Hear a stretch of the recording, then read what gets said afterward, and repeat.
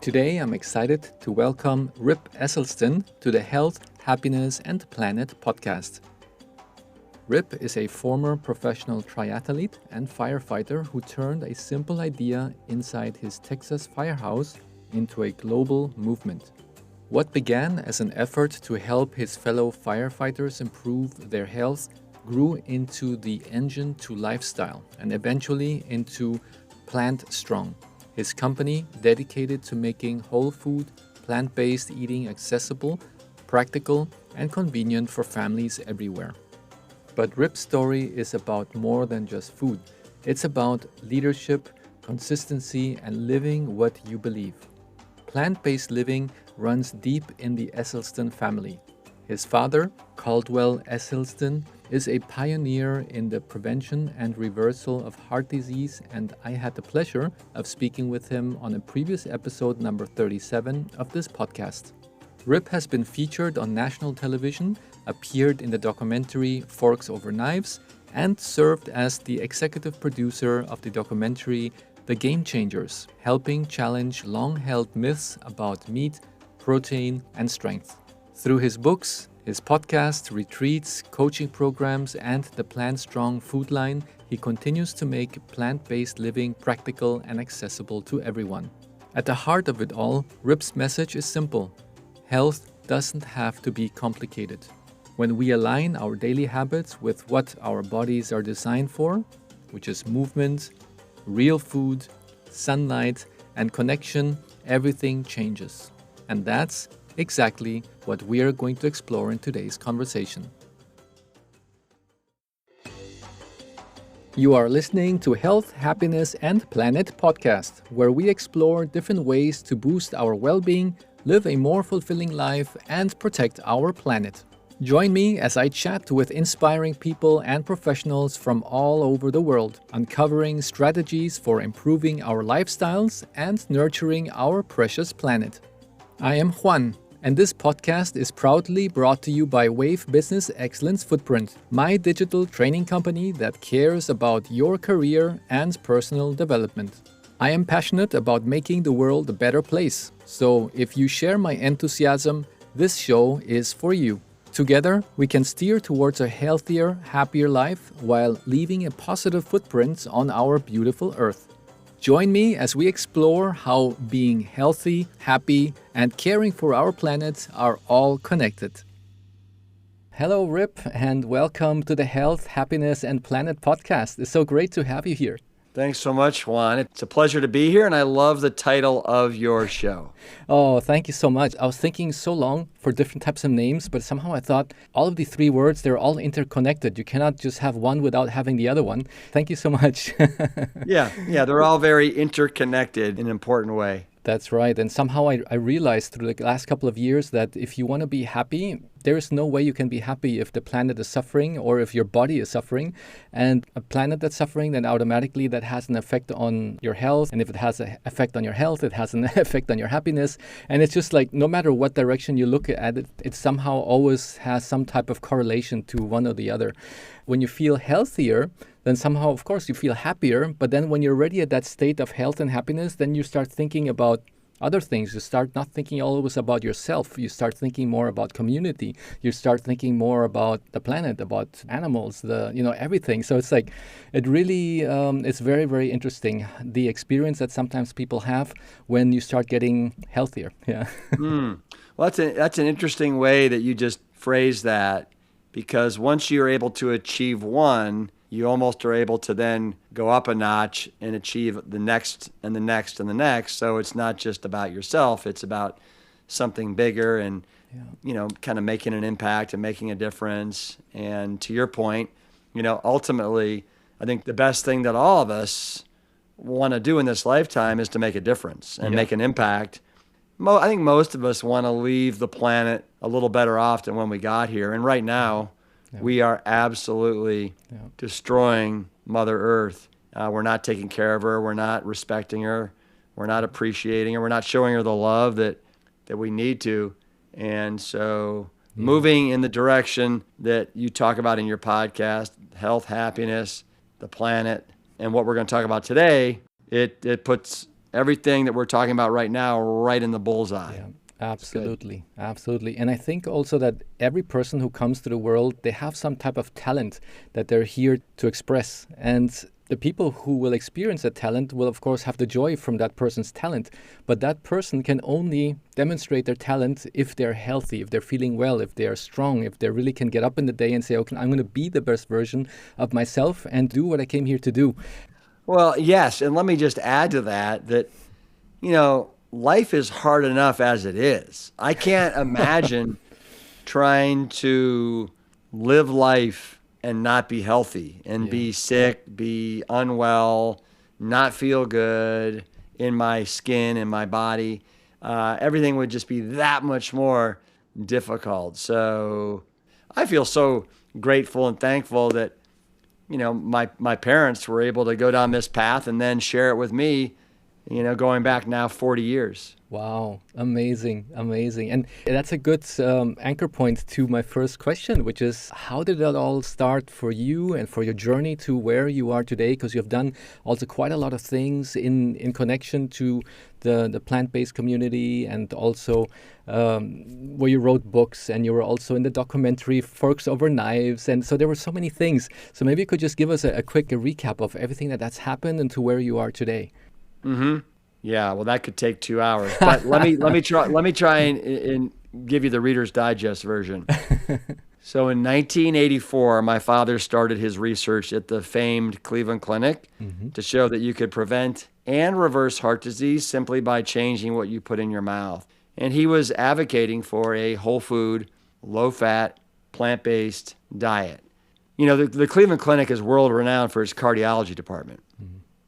And it just so happens that my best friend, a guy named David Sheldon at the time, his father was the head of the cardiology department at the Cleveland Clinic. And so my parents knew each other. And so my father asked, his name was Bill Sheldon, can you send me some of your heart patients that are so sick that they don't qualify for another open heart surgery, bypass, angiogram, and they have no choice but to maybe do something as radical as change what they eat. And so at the end of a year and a half, Bill Sheldon had sent my father 22 of these end-stage heart disease patients. And my father followed them for, almost 15 to 20 years, depending upon who they were. And these people that were supposed to live for just a year were around another 5 years, 10 years, 15 years. And then when they started to die, they weren't dying from heart disease and they weren't dying from cancer. They were dying from other ailments when you're in your late 80s and early 90s. So pretty remarkable. So I saw my father putting his shoulder to the grindstone and him actually having proof of concept that you could reverse this disease. By 1988, he had proof of concept. And it just so happens that's when I was graduating from the University of Texas at Austin. I was starting a career as a professional triathlete. And we had, heart disease in our family. My dad's father, my grandfather, had his first heart attack at the age of 42. Wow. And so I wasn't so arrogant to think that I was immune from this disease. And so I was all in for health reasons, also for performance reasons, being a professional triathlete. It just so happens that the best triathlete on the planet at the time was a guy named Dave Scott, who was a hardcore vegetarian. So early in beginning of 1987, late 1988, or early 1988, I went all in, whole food, plant-based, for performance, for health, and I've not looked back. Yeah. Wow, that's so amazing. And I think in those days, to be an athlete and to say I'm plant-based is like saying, from which planet are you coming from? It's yeah, there weren't many of us. There weren't many of us. That's right. Yeah. It's good to see now how many actually are out there, and even complete teams even that are all plant-based. And I'm very, very happy to see that, because I know with my own health and my own transition, what benefits that had to me in all aspects, if it's the physical one, if it's the mental clarity that I had after turning. So I really knew the before and after effects, so I could really compare how it was before being plant-based and now after. And it's really like day and night. And yeah, it's... to your point, I mean, yes, you look around at athletes, high-level athletes like, Novak Djokovic in tennis, Tom Brady in football. And, Tom Brady, I think, to be fair, is not 100% plant-based, but I would say that the vast majority of how he fuels himself and how he eats is whole food plant-based. And, even the nutritionist that he hired basically has a quote, and it's, if you're really looking for the deep dive in nutrition, it's in plants. Yeah. That's where it's at. So, yeah, between, Novak Djokovic, Serena Williams, John Paul, and, the list goes, Kyrie Irving. I mean, the list is very, very long of athletes that are looking to improve their performance, their recovery, and are utilizing a plant-predominant lifestyle. Exactly. And I think a few years back came out that documentary called The Game Changers, that they were also focusing a lot on athletes who are plant-based. And that was another big eye-opener for a lot of people. And even like Arnold Schwarzenegger was saying in that documentary, he's like, yeah, in those days we thought that, to look like a bull, you need to eat a bull. And it just all turned out to be... Bunch of bull. Yeah, exactly. It was a bunch of bull. Yeah. That's right. And how was it like with your own children? Was there also some type of resistance? Do you see that, was it more difficult for them now to grow up with parents who are aware about health benefit to be plant-based? Or was it a challenge because they're still influenced a little bit by their friends and about school and social media? Well, it's a great question. And I'll tell you that I have 3 children. My oldest son is 18. He's at college. And then I have a daughter who's 16, and she's a junior in high school. And then my youngest daughter is a 6th grader. Oh. And she's 11. And none of them have ever had meat. Wow. They've never wanted to have meat. I think that Juan and your listeners, this lifestyle has been so ingrained in the Esselstyn ethos and psyche and really DNA. Yeah. That my kids and my brothers and sisters' kids, they don't know anything else, right? This is what they've known since they were essentially since they were born. They've never rebelled. They've never been like, I want to have meat because all my friends have meat, or I want to have dairy. The reality is that, in the 2020s now, and even when they were born in 2007 and 2009, there were so many meat alternatives, the Impossible Burger, the Beyond Burger, the diet cheeses. Now, are they healthy? Absolutely not. But are they plant-based, and are they okay for a kid that, wants to have a burger when their friends are having burgers? Absolutely. Mm-hmm. And so these guys never felt like they've been missing out on anything. Now, I will say, Juan, that this morning, just like 2 hours ago, I was asked by my youngest daughter's health teacher if I would come in and talk to the 6th grade class about nutrition. Wow. And so I spoke to 2 classes. The first was a 6th grade class. The second was a 7th and 8th grade class. And, here in America, meat and dairy products are still considered strong, healthy foods. Yeah. And I think you and I know that they're actually weak, insidiously destructive foods. Yeah. They're not powerhouse, strong foods. So I had to basically do my best to level set and let these kids know that essentially they live in a culture that has mistakenly given them the impression that meat and dairy products are healthy when the reality is they're not. And the healthiest foods on the planet are actually the ones that they've been told are weak. Yeah. So it's the fruits, the vegetables, the whole grains, the beans. And my daughter has been getting bullied and made fun of because she's a vegan and because she eats a bunch of plant-based foods for lunch. Well, I can tell you after today and me talking, and I feel like I straightened out these kids, not in a mean way, but just in a way where I educated them on all the benefits of eating this way. And I couched the beginning of my conversation with them in a way that I think got their attention. And I said, last week, I was in Colorado Springs, Colorado, talking to a bunch of firefighters, 500 firefighters. Wow. And the reason is because this fire department is sick. They did a bunch of testing, and what it showed is that 85% of the fire department has hypertension. They have high cholesterol. Many of them are precancerous, and many of them have all the signs that point to heart disease. And the number one killer of firefighters in the line of duty is heart disease. And these firefighters think that meat and dairy are strong foods. They're manly foods. They're going to be the foods that really give them the strength. And the reality, this is not the case. So I think that helped them to get their attention and realize that, wow, if a bunch of firefighters, are eating all this food and are getting sick, maybe I should be careful.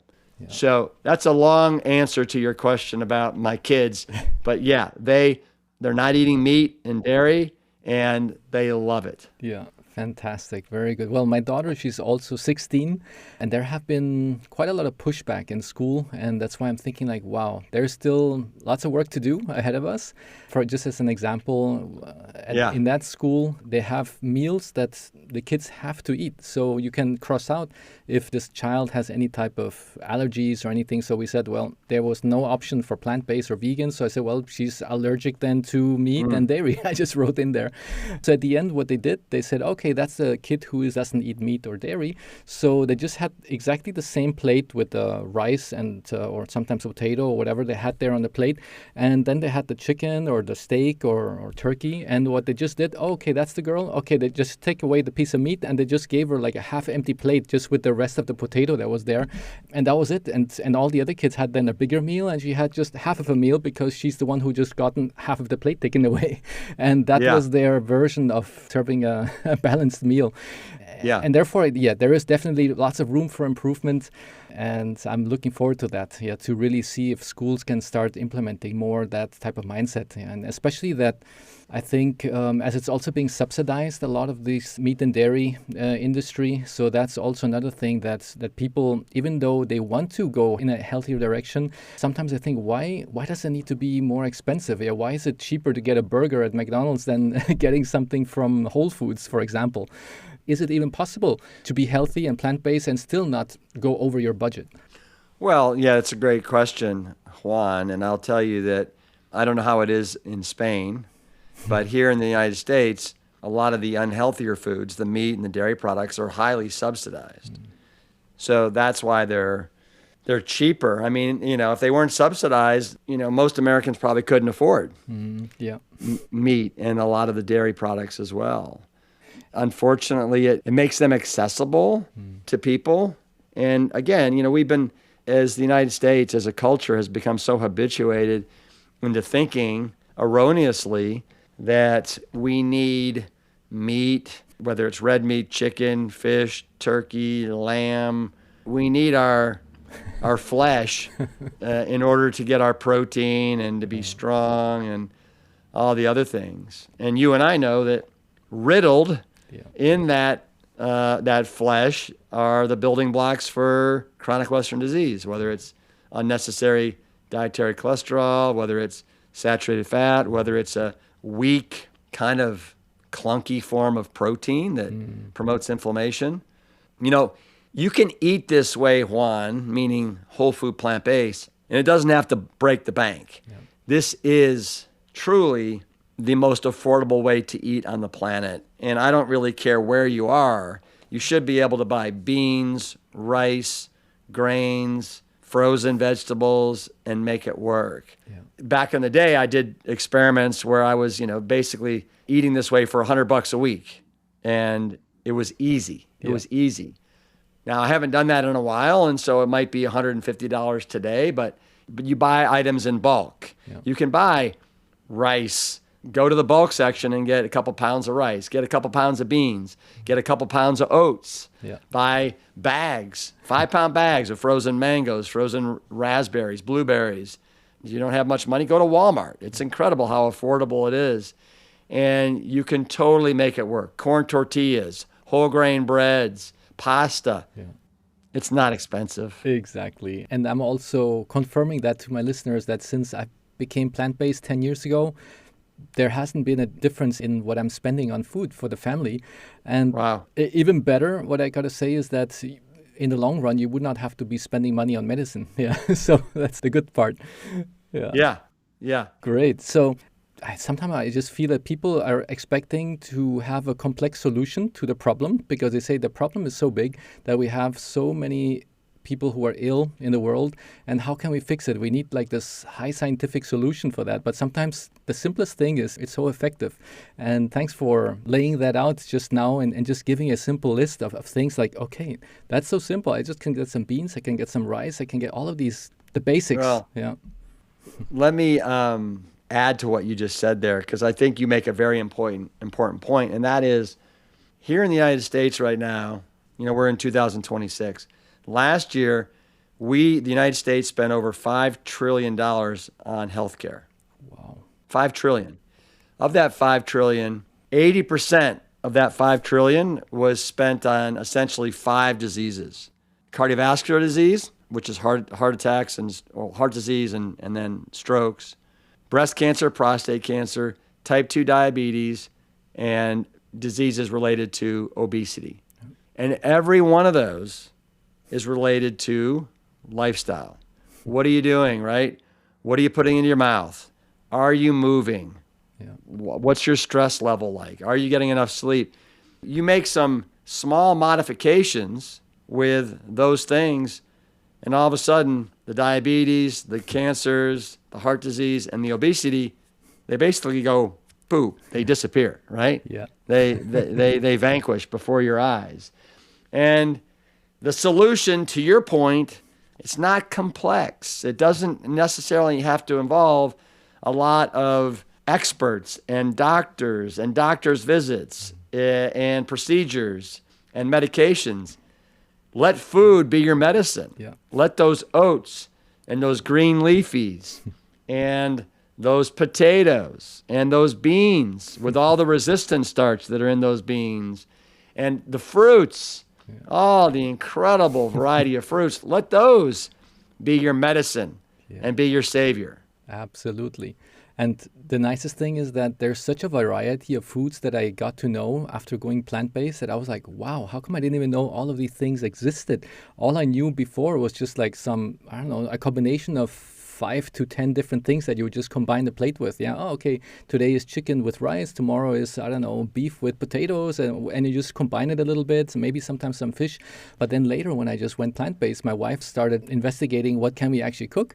And we're like, oh my gosh, what is that? Yeah, and what is buckwheat? What is quinoa? What is, and we started experimenting. It's like, and these rainbows of colors that go into our brain every time we start tasting all of that food. And it's like amazing. So it's really, it opens a brand new door that you're thinking we never knew what was behind that door. Yeah, it's so true, so true. I like to say that there's a vast cornucopia of deliciousness that resides on the other side of that door. Yeah. But you just have to walk through it, and then you have to look and you have to experience it. Yeah. Absolutely. Sometimes people tell me, well, what about fish? Fish is not so bad, right? Then I'm thinking like, well, you do have heavy metals in fish and you do have a lot of now microplastics in fish. So what would you actually reply to people who would say, yeah, but fish is not so bad? Would you also go that direction? So I would say a number of things. I said, here's the thing. Let's just say that you happen to be able to get a fish that hasn't been contaminated with PCBs, dioxins, mercury, microplastics, and the bioaccumulation and biomagnification of all these things. You're still getting a piece of flesh that has 70 milligrams of dietary cholesterol per 3 ounces, which is essentially the same amount as chicken and beef. You're getting 20% of your calories in that fish from saturated fat if it's salmon. And you're also getting a clunky form of animal protein.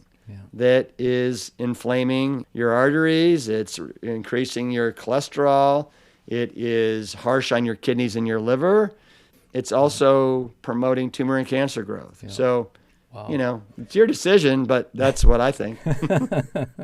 That is amazing to hear. And if I think now regarding like meat or poultry, chicken, turkey, and so forth.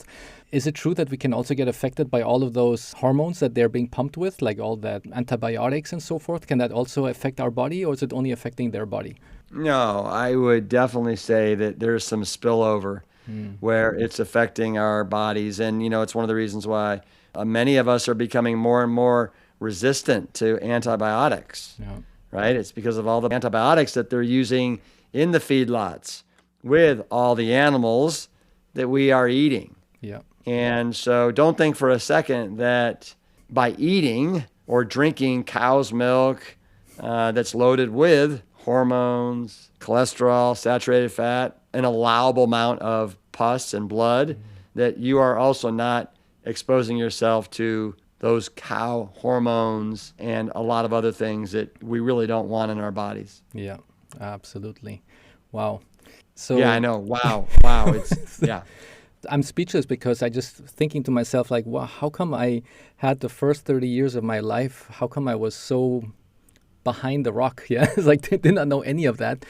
But then well, it's not. Well, here's the thing, and I would tell this to all your listeners, Juan, and that is, it's not your fault. It's not their fault. It wasn't my fault. Again, I didn't start eating this way until I was 23 years old, and that's because we didn't know any better, right? Yeah. But the thing is, knowledge is power, and you and I, we both have the knowledge now. And because we have the knowledge, we can't unring the bell anymore. And so it is incumbent upon you and me that we really now lean into this lifestyle. Yeah. And it's one of my core values as a human being, is eating this way and representing and showing up and letting people know the benefits of eating this way and trying to be a shining light and beacon to what this lifestyle portends to anybody that wants it. And I don't want people to walk around like I did, like you did, being nutritionally illiterate. And so it's one of the reasons why I am such an advocate, is people don't know, and they should know. Exactly. It's their right. It's their right to know. Then they can do with the information what they want. Exactly. Then they can make a conscious decision. Yeah.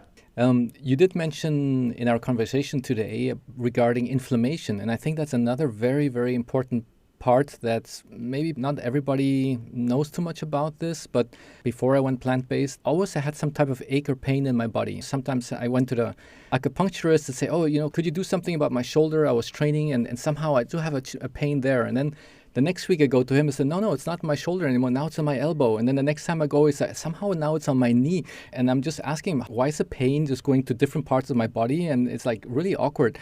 And he then mentioned to me in those days that, maybe your body has inflammation. I didn't really know what he meant, that word, inflammation. So I only knew about that later when I then turned plant-based and I continued doing my training. And I'm thinking like, wow, it's amazing. Nothing hurts anymore. I don't have any more aches and pains. My joints feel really good. I don't have any more of that pain that just wanders around my body. And even from the workouts that I was doing, sometimes I would need 3 to 4 days to recuperate. And now it's like, hey, I even have less muscle pain and I recuperate much, much quicker. And then I found out that inflammation causes a lot of other illnesses for the body. So maybe could you give us a little bit more insight on that inflammation topic? Yeah, so I think that the foundation of all chronic disease is consistent exposure to inflammation. Yeah. And so when you're eating what I'm going to call the standard American diet, I can't speak to Europe and Spain, but in America, most Americans are eating bacon and eggs. They're doing chicken and beef. They're doing turkey. Every meal has to have typically some sort of a piece of meat on it. And all meat is inflammatory in nature, whether it's the cholesterol, the saturated fat, the protein, the animal protein that I talked about, all that's inflammatory. And so it's kind of like you're skinning your knee every day, day after day after day, every day. And so you never allow it to heal. Yep. And so eventually, your body, it gives up the ghost. And there's this constellation of diseases that are out there that are really caused by the injury that your body is sustaining at a cellular and molecular level day after day, week after week, month after month, year after year, and eventually it gives up the ghost. And in you, Juan, it might be type 2 diabetes. In me, it might be heart disease. In our buddy over there, it might be prostate cancer. And in some of us, it's a constellation of all these things. I've got insulin resistance. I've got prediabetes. I've got elevated cholesterol. I've got, the beginnings of dementia. I've got high blood pressure. These constellation of diseases tend to live together, right? Yeah. And so think of this as a systemic inflammation throughout our bodies that are coursing through our 65,000 miles of vessels, our 35 trillion cells that you and I are made up of. Wow. I mean, the thing that is amazing to me is that the human body is so resilient that it has the ability to take these injuries and these insults from the food that we are feeding it, or that we're feeding ourselves. And it takes decades, usually, before you have your first heart attack or you have the elevated blood sugar levels that show that you're diabetic or whatever it is. That to me is remarkable. Yeah. Now, I will say that, we know from studies of children that have died in automobile accidents at very young ages that they have the fatty lesions and the cholesterol deposits in their arteries, the beginnings of heart disease as early as age 5 and 6. Wow. Heart disease, for example, is a disease that you earn. You earn starting at a very young age.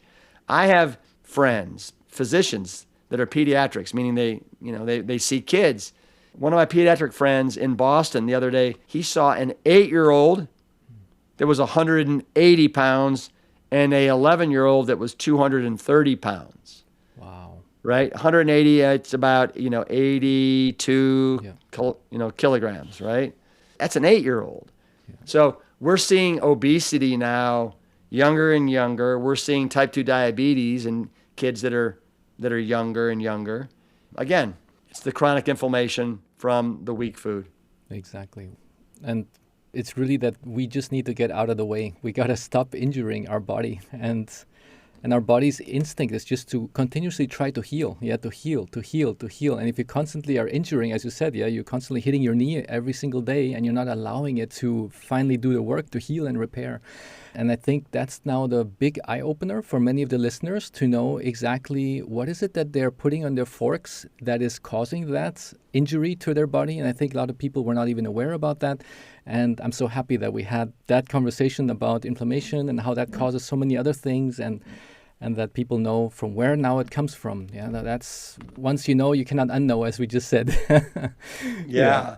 And the other thing I'll say about, so conversely, the beautiful thing about eating a whole food plant-based diet is you're eating foods that are not inflammatory in nature. They're anti-inflammatory in nature. They're very alkaline. They're not acidic.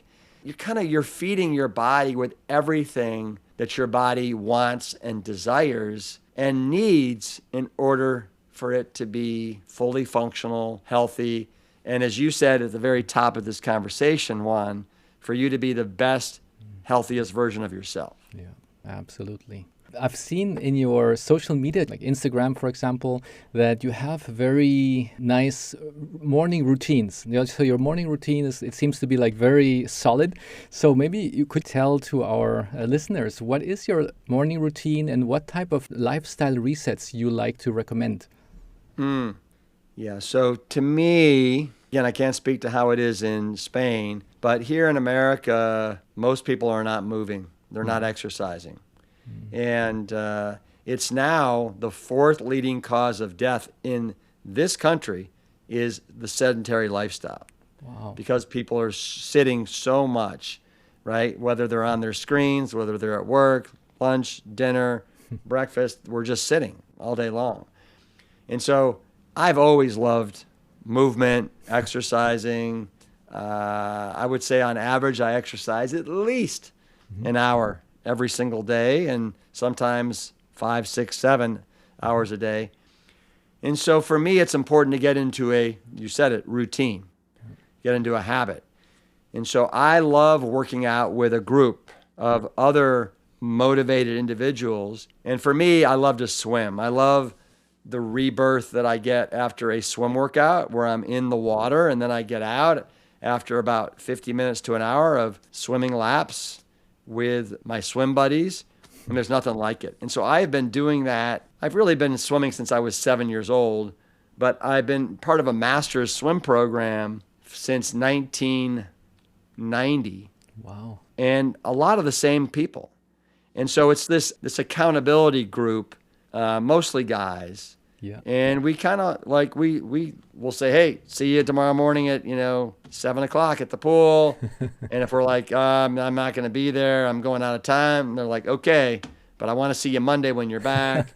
But we have more fun. And I love the group of people that I swim with. And then the other thing that I've really gotten into is pickleball. Oh. I don't know if you have pickleball over there or padel. Not so much as in the US at the moment, but at the moment we have a lot padel. Yeah, we have that. But I think this pickleball will be picking up pretty soon. Yeah, but I play pickleball just about 5 days a week. I swim every day a week. I mountain bike. But for me, getting back to your original question, it's so important, vitally important for me to work out first thing in the day because I've got that knocked out. It's done. Yeah. It's like my cup of coffee. I don't drink coffee. I don't do stimulants. So it's basically like my cup of coffee, and now I'm motivated. Yeah. And I'm psyched to tackle the day ahead. I'm confident. I'm in a good mood. My spirits are high. Exercise is the best antidepressant that's out there. Yeah. It rocks. It rocks. It rocks. So I would recommend to everybody that's out there listening, figure out a way to start your day with some movement, whether it's a walk, whether it's a jog, a swim, a bike ride, a visit to the gym, whatever. But your body will thank you, your mind will thank you, and the people that you interact with during the day will thank you. Yeah. And the interesting part is that once you do that and you start eating healthier food, plant-based, then you would even have the energy to do that, because a lot of people would say like, yeah, but how am I going to do so often exercise? How am I going to work out, I don't know, 3 times a week? But then that's in their current state, in the way how they feel. But if they start moving, they start eating better, then somehow that is like that. Instead of having a vicious circle, now it's really like a reinforcing circle. Now that they're really getting at their energy back, mainly because they're just eating better. Yeah, and that's, I think, one of the things that I noticed as soon as I went plant-based. My energy was like whatever I thought was a 10 out of 10. It's more like a 7 out of 10. Now I really know what is a 10 out of 10. Good point. Exactly. Yeah. Yeah. Very good. So these are very nice lifestyle resets that one can do. And walking, of course, is one of a very important thing that you enjoy doing. I think sunlight is also one of them. I know a lot of people are scared of the sun. So maybe you could just give a little bit of information about that. Yeah. So I just think for we all have a circadian rhythm and it kind of ebbs and flows. But, one of the best things you can do after a great night's sleep in the dark is you get up and get some sunshine on your face, and it registers throughout your body at a cellular, at a molecular level, your melatonin levels, all these things. And now you go through the day, and then when it's time for you to shut down and you turn down the lights and you close your eyes, your body is really ready now to fall asleep and put your body into recovery mode. And there's been a fair amount of research, Juan, showing that getting that sunshine first thing in the morning on your face, on your body, really helps to push that circadian rhythm into fifth gear. Fantastic. Yeah, because it's like all the hormones that your body is trying to balance out. You feel your melatonin when you're going at night, so you can go to sleep nicely, and then serotonin in the morning when you start waking up. And all of that is really connected to your circadian rhythm. And I think a lot of people don't realize how important that is. And that's why sometimes if there's like really bad weather over here in Europe and people are like in somewhere Scandinavia or Sweden where they don't see that much sunlight, that they say that sometimes they really feel it in their body, how difficult it is to keep their motivation up because there's such a lack of sun. Yeah, I bet. And I can relate. I mean, I spent 3 months in Alaska in 1984, and it was light almost the whole time. So it was the reverse, right? Yeah. It wasn't like it was dark the whole time, but it was light the whole time. And that was also very, very weird, hard on the body. Yeah. Time for a quick break to mention that the sponsor of this podcast is Wave Business Excellence Footprint, a digital training company deeply committed to your career development, personal growth, and the well-being of our precious planet. Dive into a wealth of knowledge with over 20 courses available on our website, www.wave-bef.com.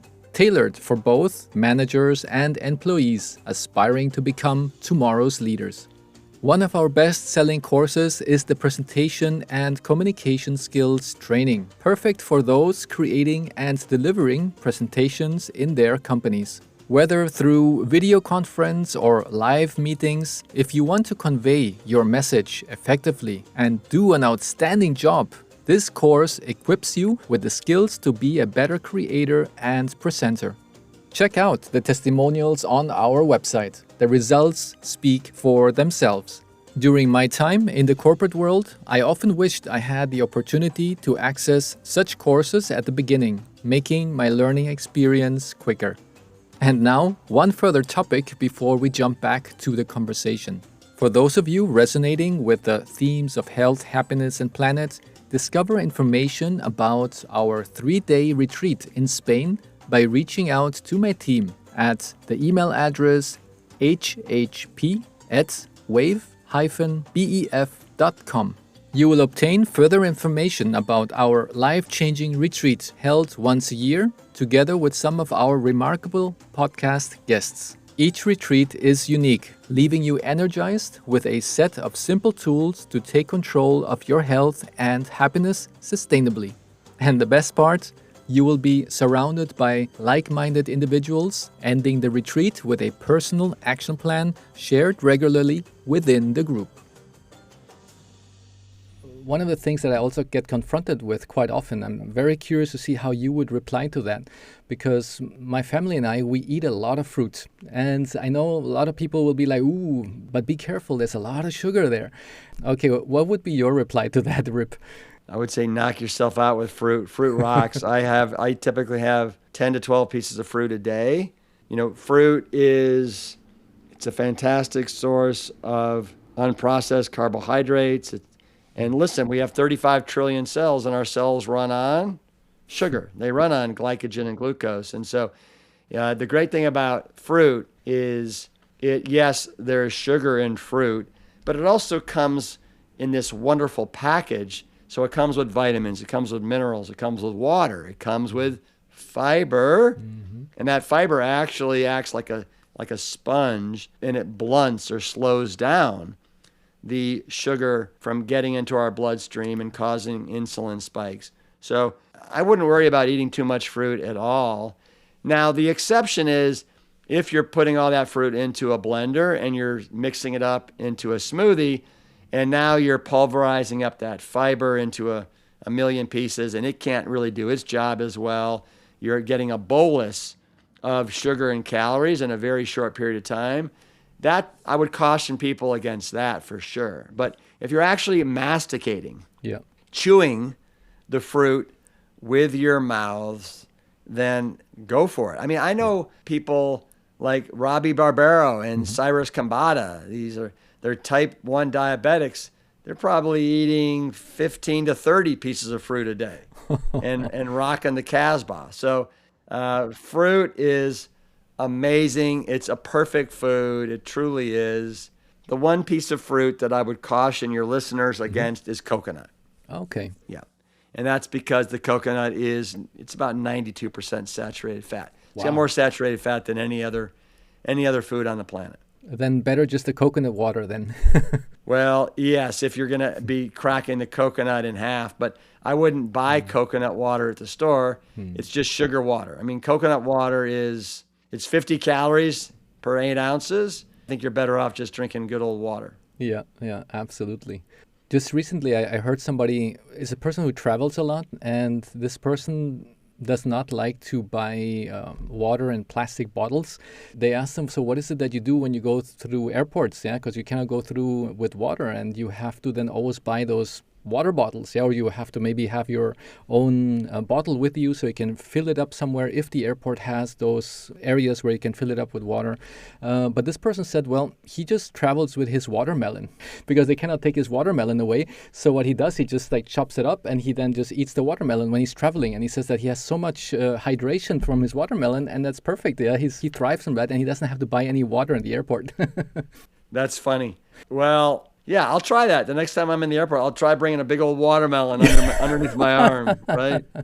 He probably cuts it up and puts it in Tupperware containers. Exactly. You know, I mean, that's one way of doing it. The other is you just bring a Nalgene water container. Mm-hmm. I haven't been to an airport in years that doesn't have the water pumps that fill up your water bottles, but I like the watermelon. It's very creative. Okay, yeah, I was always like, wow, that's a pretty good trick. I actually tried it out the other day. I also don't travel very often, but if I do, then I always take my Tupperware with me, and then yes, I did have some chopped up watermelon, and that really did the trick. I was very happy. I like to hear that. Another thing that I read through your content that you are sharing, which I absolutely recommend anybody who's listening to this to take a look at your channels that you have, Instagram, for example, which is amazing. You spoke about eating 30 or more different plants a week. So how do you usually plan that, to have that variety of plants? And if somebody feels overwhelmed by that idea, what would be the simplest way to start? So 30 is not a lot. And included in that 30 whole food, we want to get 30 different whole plants into our bodies over a 7-day period. And there's some pretty solid research. It's the American Gut Project that was done over 10 years, involved, I believe it was 30 countries. And it showed that the kind of the magic number of different whole plants that you needed to consume over the course of a week was 30, in order to get the appropriate amount of different types of soluble and insoluble fibers to feed our gut microbiome, which is where the majority of our immune system resides, in our gut. And we have our gut-brain connection. We know how important fiber is for feeling satiated. We know how important fiber is for allowing our intestines to function at a high level. It creates the peristalsis that creates the bowel movements that happen 2 or 3 times a day when you're getting enough whole plant-based foods in over the course of a week. And I don't know how it is in Europe, but in America, the number one gastrointestinal distress is constipation. Yeah. And it's because we're not getting enough fiber. And I want you to know that herbs and spices also count. Mm-hmm. Okay. So whether it's fenugreek, whether it's garlic powder, onion powder, whether it is black cumin, turmeric, we love all this stuff. They all rock and they all have fiber in them. But like I look at my breakfast, and just between my 4 different types of whole grains in my cereals and my ground flaxseed meal, my hemp hearts, my chia seeds, my 4 different types of fruit, and then, of course, my oat milk, which is made from just whole pulverized oats. I'm getting close to 15 different whole plants just in my breakfast cereal, right? And I think what people will find is that it's very easy. Very good. Very good. I'm so glad to hear that because I know when I saw the number at the beginning, and many people might think, wow, this seems like a lot, but the way how you put it is like, okay, that looks doable. Yeah. And then when you start eating different variety of beans and whole grains and nuts and seeds and fruits and vegetables and potatoes, it's so simple. Yeah. Yes, I do have a question which I think not many people know the difference is between processed foods and ultra-processed foods. I know that most people just think, okay, it's either processed or not processed, but I think there should be maybe a little bit more to it that maybe you could clarify. Yeah, so I think if something is highly processed, it typically comes in a package, a box, or a can. Mm-hmm. It has a lot of ingredients in it.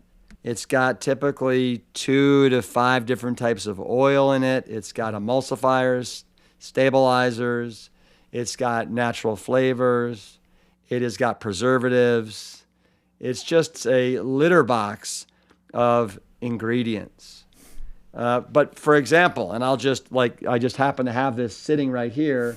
This is one of our products. Okay. This is one of it's our bold lentil chili, and we're so proud of every ingredient. We put the ingredients right in the side of the box. And if you read every one of those, you know what every one of those is. Yeah. It's not a big, fancy, weird word. That's right. Most of it that one usually cannot even pronounce, when you see those ingredients list in the supermarket. Yes. Yeah. Yes. And then, of course, everybody knows what an orange, an apple, and a bean, and a grain, these are minimally processed. I mean, the fact of the matter is, as soon as you pick an apple from a tree, it starts being processed just a little bit. But I think it's easy to identify something that has been ultra processed from something that is minimally processed. And I would start by looking at, if it's in a package, box, or can, look at the ingredients, and just that'll help give you a nice indication how processed is it. Very good. Thank you for shedding some light on that. And one question I'm super curious about is about this inspiring part of your story on how you helped transform your firehouse. So could you tell us a little bit more about the engine to movement, which is the idea, just like firefighters' engine run in the best and clean fuel. So maybe you could give us a little bit part of that story. Yes.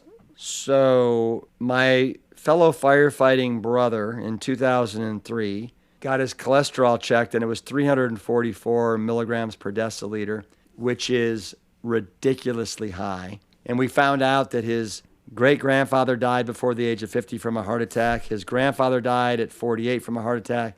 And his father had open heart surgery at 49 because he had so many of his arteries that were blocked up. And so we didn't want, his name was JR, we didn't want JR to go down the same path that his forefathers had gone down. And I told him all about my father's research at the Cleveland Clinic. And so we went all in, and we started making, when you're at the fire station, you're there for lunch, dinner, and then breakfast the next day. Mm-hmm. So we would come on and we would make a PLANTSTRONG meal for lunch, a PLANTSTRONG meal for dinner, and a PLANTSTRONG meal for breakfast. And JR continued this outside of the firehouse as well, and got insane results. In 28 days, he lost 14 pounds. His cholesterol came down almost 41% to 198 milligrams per deciliter. He had increased energy. He was sleeping better. His acid reflux went away, gastrointestinal distress, constipation. So just all these intangibles started happening, and we got noticed. We were written up in newspapers. We were on radio shows. We got written up on the biggest newspaper in the United States of America, the New York Times. Yeah. And then I got solicited to write a book about all the escapades of a bunch of firefighters in meat-loving Texas, basically kicking meat to the curb and embracing plants. Yeah. So that's kind of how the movement started. And then, of course, you had the documentary, Forks Over Knives, that came out in 2011. My first book came out in 2009. My second book came out in 2013 called PLANTSTRONG. My third book came out in 2017 called The Engine 2 7-Day Rescue Diet, where I show people what can happen in just 7 days of eating this way. 7 days. It's phenomenal. Yeah. And I have 1,500 data points, people that went through a 7-day immersion program where we checked their weight, their blood pressure, their cholesterol levels, their fasting glucose, and the numbers don't lie. The numbers tell the whole story. That is so incredible. Thank you for sharing that story with us. Truly inspirational. Yeah. At some point of time when you were speaking about this story, I thought you were even talking about me because that seemed to be what, like my trajectory. My cholesterol was over 300. I had acid reflux. I had all that weight on me. And then it just within a very short time span, all of that just disappeared. And I was like, this cannot be. This is amazing. This is like magic. So I did my blood test every 6 months and everything was just it was just phenomenal. So therefore, just listening to the story is just like saying like, wow, I'm so happy that it's not just one data point, but it's many, many data points out there. And there's so much that we can prove with this. Yeah.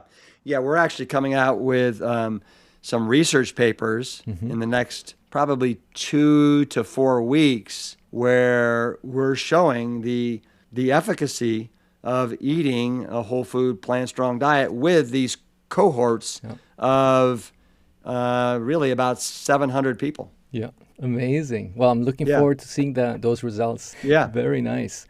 I've seen now recently you have done a very interesting and very cool challenge. It's called the Hanging with Rip Challenge, which is such a nice and unusual idea that you've had. So could you give us a little bit more information on that? Because I think I even saw your mom. She was doing the challenge as well. You're exactly right. Yeah, every month this year in 2026, I want to offer a different little community challenge that we can all kind of rally around and do together.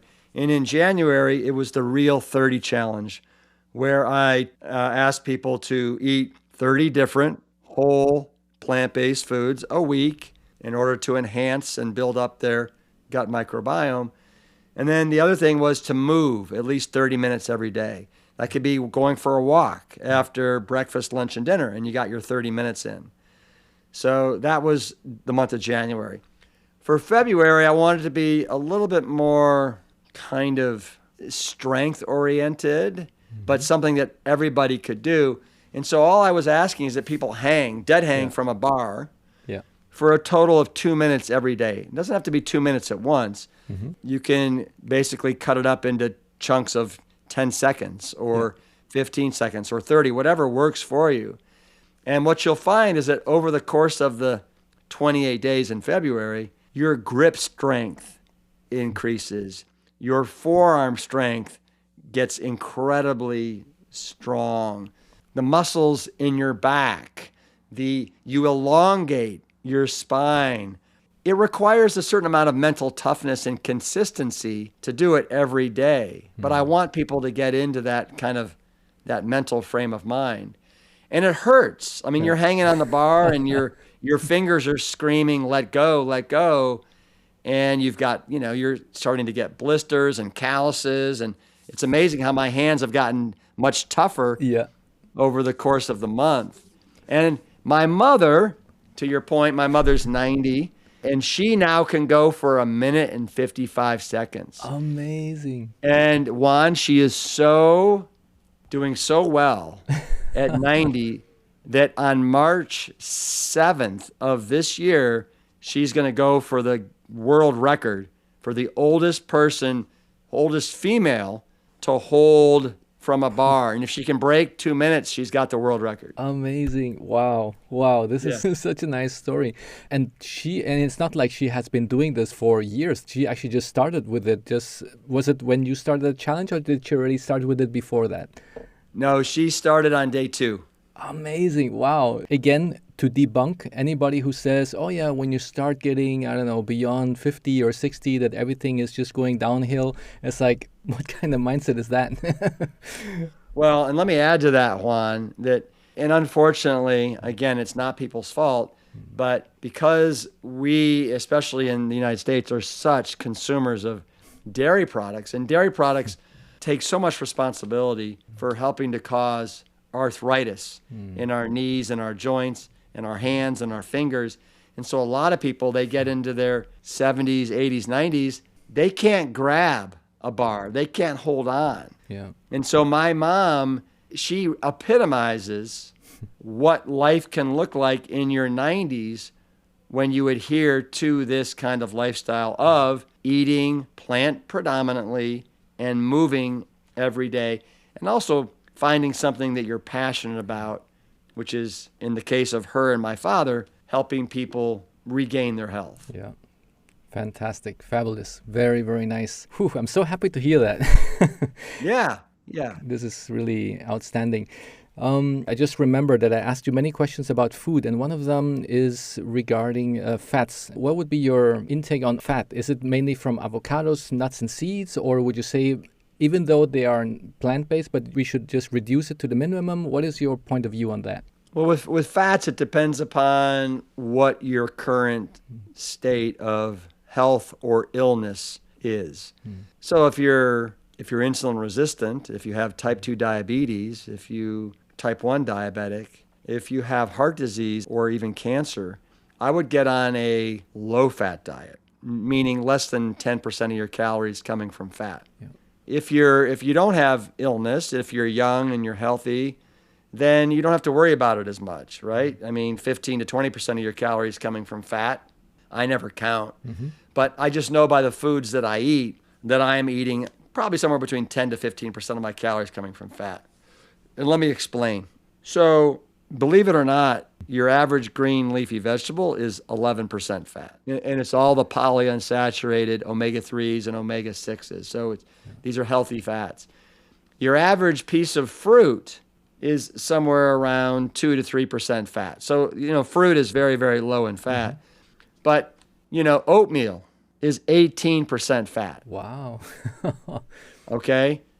Depending upon your bean, tofu Yeah. is right around 40% fat. And I eat a fair amount of tofu or tempeh or edamame on a daily basis. Nuts and avocados are about 80% fat. Yeah. So they're little fat bombs, and that's why if you have heart disease or diabetes, I would be very careful with your consumption of nuts and avocados. Yeah. My father, for example, doesn't want his heart disease patients doing nuts or avocados. But that's something that, you just have to decide, where am I on my health journey? And should I be eating low fat or more like medium fat? Yeah. But the good news about when you're only eating whole plant-based foods is you're getting very, very little to none of the saturated fats or the trans fats. You do have some saturated fat in nuts and avocados. About 15% of the calories are coming from saturated fat there. But if you're eating fruits and vegetables and whole grains and beans, Yeah. no saturated fat to speak of whatsoever, but more of the polyunsaturated essential fatty acids that we need to get from our food because our bodies can't produce them naturally. Yeah. Thank you so much for putting more knowledge on that because Yeah. even I learned something new today, that in the leafy greens even also contain fat, because usually people have like that categorization in their head. Oh, those are carbs, those are proteins, and those are fats. Like if there's nothing in between. Yeah. So that's something that I think it's super good to know. Yeah. And I think it's important for your listeners to know that every whole plant-based food has some arrangement of fats, carbohydrates, and protein. Yeah. But with animal products like meat, you don't. All you have in meat is you have fat and you have protein, and you have no carbohydrates that are the body's primary fuel source. So that's something to think about. And again, I'll just say I got a lot of issues with meat, but one of them is the fact that they don't have any carbohydrates. Yeah. They only have fat and protein. So I consider meat a weak food. Yeah. And then not only weak for our body, but also weak for the planet, because if we look at all the other studies on what does the meat industry actually cause for negative effects for our planet Earth, it's like, wow, it's just the list can go on and on and on. So if people say, I've been traveling less, or I have been putting my plastic bags into the recycling bin, but actually the biggest thing they can do is just let go from the meat on their plate. Absolutely. I mean, yes, it is well known in our circles, but not vastly known. Yeah. And I think that some of this is intentional, that the greatest contributor to global greenhouse gas emissions is basically animal products and all of our insatiable consumption for animal protein. Yeah. But it's animal agriculture. Yeah. Everything that from the cows, the chickens, all the CO2, the methane, the burps, the farts, the transportation of everything, the tearing down, the stripping of the rainforests to grow more, to have more cattle and more animal feedlots. It's unfortunate. It's really unfortunate. Yeah. All right. So that puts a lot of people, I think, to think a little bit about it. Now we all have the conscious decision to say, well, what do we want to promote? Do we want to promote more with the hard money that we earn, something that is going to be more harmful for the planet and for our bodies and for our happiness, or we want to promote other things? So that's our choice to make now. Conscious decision. Sure is. Absolutely. Yeah. Thank you so much for putting so much knowledge and so much light into this. And before we wrap it up, you also have some products that you have. I think it's from your company called PLANTSTRONG. Is that correct? Yes, that is correct. So, this is a company that I started 5 years ago. Mm-hmm. And our mission is really to create the most nutritious, delicious, and convenient real food that comes in a package, box, or can on the planet. And we now have about 10 different categories of products that we're playing in. We've got heat and eat chilies and stews. I showed you like some of these, right? Yeah. We've got 8 different ones, and each one is a meal. We've got pizza crust kits. We've got pancake and waffle mixes. We have got cereals. We've got granolas. We've got shelf-stable, really clean, plant-based milks. We've got teas. We've got popcorn that doesn't have any added oil or any added sodium. We've got cornbread and muffin mixes. And again, everything is it follows our standards. We make real food made from simple ingredients using really strong standards. And we're super proud of what we're doing. And in the United States now, we're in almost 13,000 different retail doors. We also, we're omni-channel. Mm-hmm. So you can get us at retail stores. You can get us online. We have an e-commerce business where we fulfill your order and then ship it to your doorstep.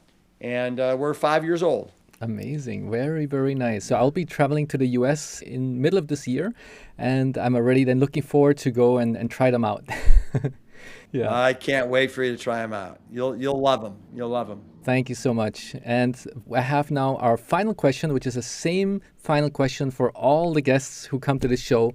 What is your definition for happiness? Peace of mind. Peace of mind.